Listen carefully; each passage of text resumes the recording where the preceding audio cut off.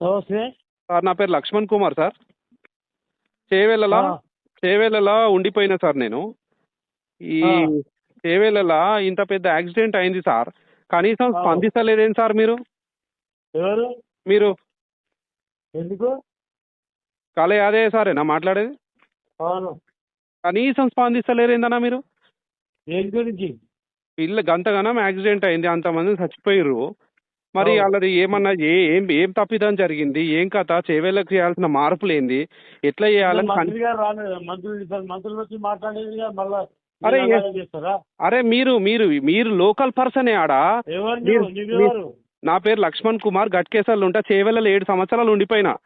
ఏం చేసావు? నేను ప్రైవేట్ టీచర్గా పనిచేసిన.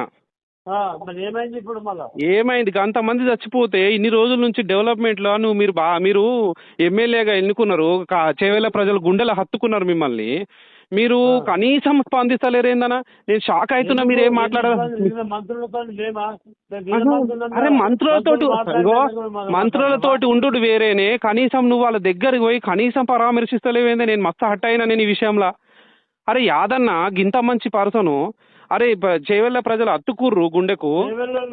అంతా కర్ణాటకలో. అరే ఎక్కడోళ్ళు అయితేందే, మన చేవెళ్ళలో అయింది కానీ ఇన్సిడెంట్. నేను ఒక 150 గజాల ప్లాట్ ఉంటే ఈ బాధలకు అమ్ముకొని పోయినా తెలుసానే. ఆ రోడ్ లేక మంచిగా లేక చేవెళ్ళలో బతుకుదామని వచ్చిన నేను. వస్తే ఆ రోడ్ బాగా లేక ఒకరోజు ఇన్నోవా యాక్సిడెంట్ అయింది తెలుసా? పొద్దున్నే 4 గంటలకు ఇన్నోవా. మస్తు మంది చనిపోయారు. మరి కనీసం నువ్వేం మాట్లాడుతున్నావు?